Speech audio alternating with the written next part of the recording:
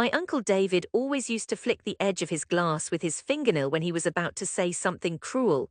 It made a brittle sound, almost like a little chime, and sure enough, tonight at our family dinner, I heard it echo from the far end of the mahogany table. I sat where I always did, squeezed between my mother's tight-lipped patience and my younger cousin Sophia, who grinned at me with innocent oblivion. We were in my grandmother's old apartment in Copacabana, the one with flaking green shutters framing the windows and the faintest, constant scent of onion and garlic from decades of family meals. The long oval table was crowded with a cacophony of voices, plates being passed, stories traded, someone's baby crying in the next room. Overhead, the ceiling fan revolved and drowsy heat folded over us. "But Lucas," Uncle David's voice cut above the laughter, "come on, kid, you're telling us again, a novelist, publishing houses, you still haven't let go of that old fantasy."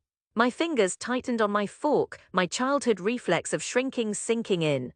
My mother touched my wrist, her nails, neat and peach-colored, pressed just enough to say, "Ignore him, just eat," but my jaw clenched. A bottle of Garanar fizzed in the middle of the table.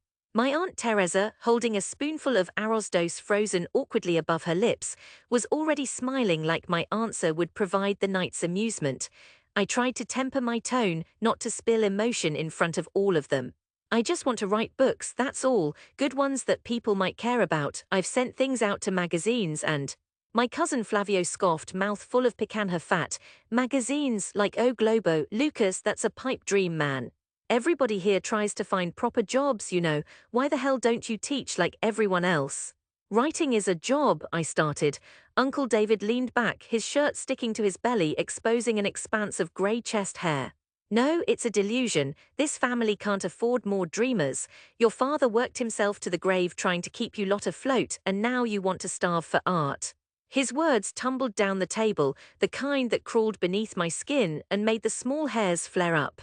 I hated how I felt reduced, like the little boy who scribbled stories in class and got scolded instead of praised. "Someone has to do something different," I said, voice barely a rumble. David feigned shock, hand to his heart. Maybe I'll grow up to be Pelé too, or maybe an astronaut. This is life, Lucas, real life." He looked at the table and everyone followed his lead, sharing a ripple of snickers, shaking heads, glances away. My brother Raphael coughed into his napkin, not meeting my eye.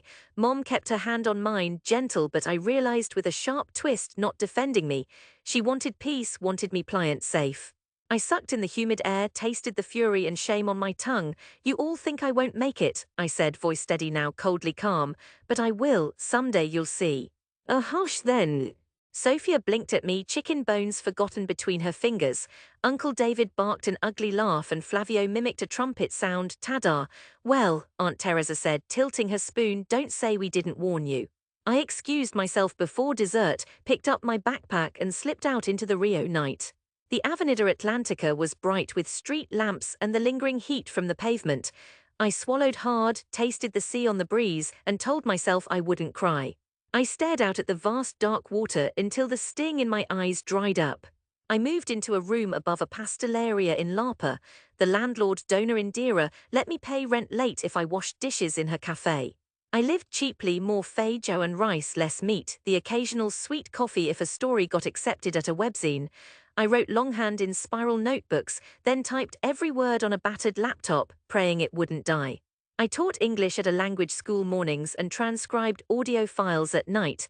Between shifts, I poured myself onto the page, chasing the raw pulse of something that might matter. It wasn't glamorous. My window looked out onto a tangle of electrical wires and pigeon nests. Samba and arguments drifted up every night, competing with my own thoughts. Rejection came often, slick emails. "Unfortunately, your work isn't what we're looking for," sometimes just a cold silence. I felt them, each one a dart to the gumption in my chest. I started to believe some days that maybe I was only deluding myself, that maybe Uncle David was right. But sometimes there'd be a kind word scrawled at the bottom of a form letter, "This is close, keep sending."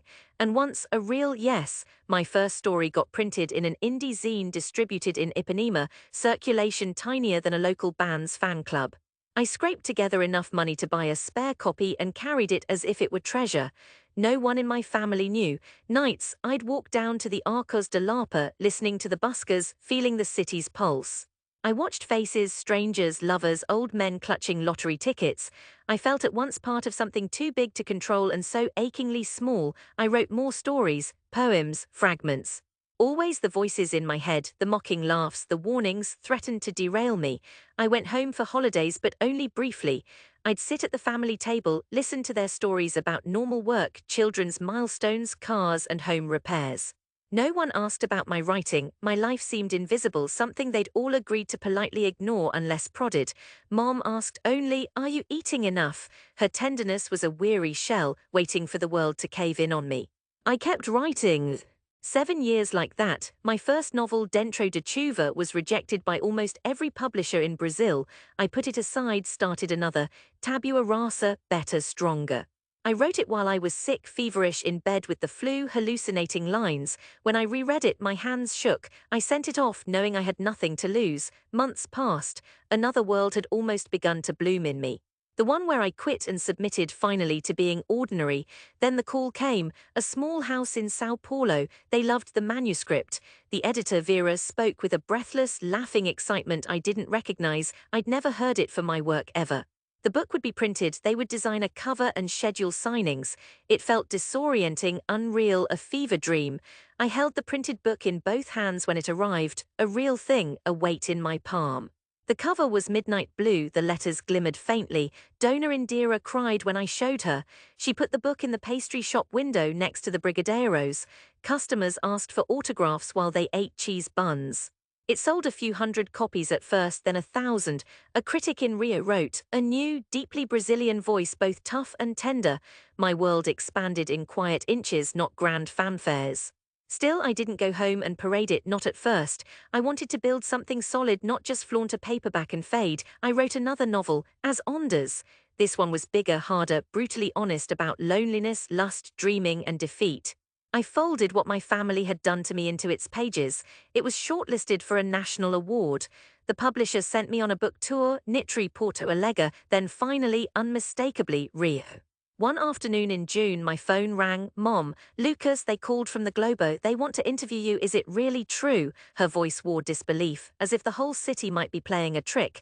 "It's true," I said. I let her hear me smile. By then, my third novel was nearly done. I hadn't seen Uncle David or Flavio or any of them, not once, since the first book was published. Occasionally, I'd run into old neighbors in the corner shop. "Lucas, I saw the magazine, that was you," but home remained the place where my incredulity had roots. The homecoming was as humid and relentless as ever. Copacabana's tiled streets shimmered with distant rain as I walked up the stairs to the apartment. Mom answered the door, nervousness stamped all across her face. I hugged her, breathing in the familiar laundry soap scent. "You look older," she said, searching my face for clues, proof I was still her son. There was to be a family dinner that night, a proper one. The news had spilled ahead of my arrival, and now my uncles, aunts, cousins clawed at the chance to see if the stories were true. I braced for the gauntlet as Mom hustled me into the kitchen, making me taste the feijoada, sampling the dessert like nothing had changed. The apartment filled with relatives and a tangle of voices. My Aunt Teresa kissed both cheeks, sniffed my neck. Flavio arrived in a pressed shirt, carrying a bottle of cheap wine, eyes flicking with perhaps something like respect or calculation. Uncle David, fatter and saggier at the edges, rumbled into the apartment last. He flicked the rim of his glass. The sound made goosebumps rise on my arms. "Lucas, the prodigal returns," he said, arms spread. "Now this big author, eh? So how much do they pay for a story? Enough for Feijo?" A round of laughter, not as sharp as before. I shrugged. "Enough." Dinner sprawled out, old stories ribbing the usual small competitions. I ate slowly, my throat heavy with nostalgia and dread. Mom watched me across the table, thin smile, silent hope. I could see corners of doubt still curled beneath her eyes. After we finished, I heard David's glass chime again. He was tipsy, loud. "Lucas, tell us, do you even have some proof? I saw your name on TV last week, but anyone can say anything now. These days people buy their fame." He leered, a bully's last stand. I understood that some part of him could not bear the thought that I'd done what they all said I couldn't. I reached down and pulled out a wrapped package from my bag. "Do you want real proof?" I asked. The room went hush, eyes snapped to me. I unwrapped the cloth. Inside, 3 books, my books, hardcovers, my name in raised gold on each. I set them in the center of the table, letting their weight make the moment. My latest novel, the one just reviewed on primetime TV, right on top. I looked at my uncle, then around the room. These are mine, I said softly. Every word, in bookstores, in people's homes. I have readers, it's not a fantasy, I live by my writing. His cheeks flushed, jaw tight. All around the table it felt as if everyone had inhaled and couldn't breathe out. My Aunt Teresa reached forward hesitantly and brushed the cover of As Ondas. She turned it over, lips parted. "It's really you," she said, awe-stricken. Flavio picked one up, shook it as if expecting it to be fake. He stared at my photo on the back, then at me. Sophia, now 17, eyes bright, whispered, "Can I read this one, Lucas?" Uncle David snorted. "Anyone can print a book nowadays, but real people read this." His voice cracked just a little, like an old stone splitting in the rain. "Yes, Uncle," I said. "It's in high schools now, I'm teaching workshops." Globo put up a review. I pulled out my phone, showing him a video, me at a panel, interviewed by a well-known journalist, readers lined up with copies waiting for autographs. The room shifted then, a tide releasing. Their laughter became something startled, abashed. For a moment I saw not the derision of the old days, but pride and maybe, glimmering at the edges, regret. Mom clutched one book to her chest. Her touch was trembling, her eyes filling but not breaking. She looked at me the way people behold some delicate, radiant thing. "I always knew you could," she mouthed soundlessly. I believed her and didn't at the same time. But I smiled and let her pretend. Uncle David cleared his throat, searched for something to say, found nothing. Flavio started to ask about agents, contracts, advances, desperate now to join the world he'd mocked. The others wanted autographs. They passed the books around reverently, asking for dedications to children and siblings. After dessert, I went to the veranda. The city stretched below, the sea breathing in and out behind the dark. Sophia followed me out. "I want to write too," she said hesitantly, as if afraid the old curse might still be in effect. I put an arm around her. "You can, but you'll have to fight for it. It's worth it, though. If it makes you happy, it's worth everything." Her head bobbed, wild curls swaying. Below us, waves battered the distant sand. I felt the old wounds in my chest pulse with tenderness no longer sharp. The night was warm, salt-laced and unburdened. My family's doubts no longer knifed at me, their laughter dissolved into the air. Inside, the light was golden. I saw my mother reading the dedication, lips moving quietly, hand over her heart, as if the words could heal the years of silence and skepticism.